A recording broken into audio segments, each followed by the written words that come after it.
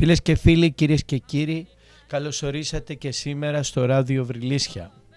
Το θέμα για το οποίο θα σας απασχολήσουμε στα επόμενα 5 λεπτά έχει να κάνει με το οικοδομικό τετράγωνο 61, το γνωστό και ως πρώην τένις κλαμπ που βρίσκεται στην νοτιοδυτική συνοικία της πόλης μας. Φίλες και φίλοι, για αυτή την έκταση των 8,5 στρεμμάτων θα πρέπει να γνωρίζετε πώς ήταν κατά το παρελθόν. Ήταν ένας επίγειος παράδεισος, είχε πισίνα, είχε γήπεδα τένις, μπάσκετ, είχε καφετέρια, μπορούσες να καθίσεις και να απολαύσεις ένα υπέροχο, πραγματικά μια υπέροχη αναψυχή. Όταν κερδίθηκαν οι εκλογές του 98 από το Σταμάτη Λόλα και τη δημοτική του ομάδα, δόθηκε ένας μεγάλος αγώνας από τον δήμαρχο αυτό, ασχολήθηκε άπειρες εργατοώρες προκειμένου να μην φύγει αυτή η έκταση από τον Δήμο μας, καθότι είχε πουληθεί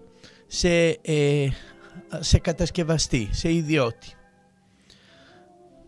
Τέλος πάντων, ήταν ταραγμένη εκείνη η περίοδος της προσπάθειας του Δήμου Βρυλισσίων να κρατήσει αυτή την έκταση προς όφελος των δημοτών.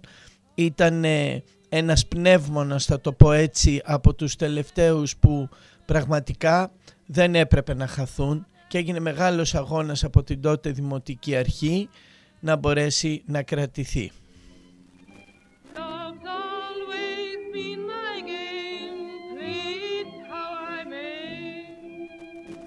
Τώρα όμως αυτά είναι παλιά, πολύ παλιά, ανήκουν στην ιστορία της πόλης. Δεν έχει σημασία, η ουσία είναι ότι καταστράφηκε αυτή η έκταση λόγω κάποιων χειρισμών από την Ομαρχία τότε και την Περιφέρεια και παρά τις προσπάθειες του Δήμου. Δεν υπάρχει αμφιβολία ότι γίνανε λάθη από όλες τις πλευρές στο χειρισμό αυτής της υπόθεσης. Αρκετά χρόνια μετά, επί Δημοτικής Αρχής Ξένου Μανιατογιάννη αγοράστηκε αυτή η έκταση, όχι ολόκληρη, αγοράστηκαν τα 7 από τα 8,5 στρέμματα και πέρασε στην ιδιοκτησία του Δήμου. Αυτό έγινε, αν θυμάμαι καλά, στο τέλος της πρώτης θητείας του Δημάρχου Ξένου Μανιατογιάννη. Το υπόλοιπο 1,5 στρέμμα δεν έχει αγοραστεί ακόμα, εκκρεμούν κάποιες νομικές διευθετήσεις εξ όσων δύναμε να γνωρίζω. Ωστόσο, ανακύπτει το ζήτημα γιατί ο Δήμος δεν έχει αξιοποιήσει κατά καμία έννοια αυτό τον χώρο εδώ και 5 τουλάχιστον χρόνια. Από τότε που αγοράστηκε, αν θυμάμαι καλά, 1 ή 2 καθαρισμοί έχουν γίνει όλοι.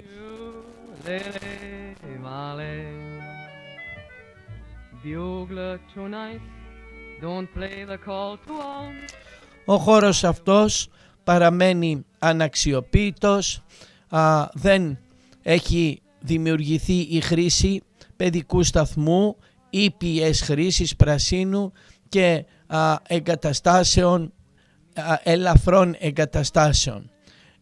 Αλλά ο βασικός του χαρακτήρας που είναι βρεφονιπιακός σταθμός δεν έχει αξιοποιηθεί και δεν υπάρχει καμία προοπτική, δεν διαφαίνεται τίποτα, δεν έχει γίνει οποιαδήποτε ενέργεια ώστε να υπάρξει κάποια στοιχειώδης αξιοποίησή του. Εμείς απευθύνουμε έκκληση στην καινούρια Δημοτική Αρχή αλλά και στην παλιά για να την βοηθήσει σε αυτό το θέμα όσο γίνεται περισσότερο.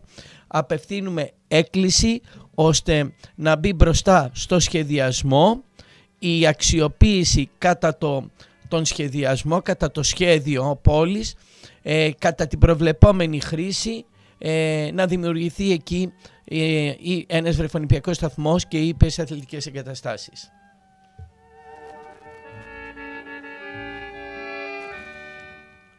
Σας ευχαριστούμε πολύ που και σήμερα μας τιμήσατε με την προσοχή και το ενδιαφέρον σας. Γεια και χαρά σας. We are marching in the mud and cold.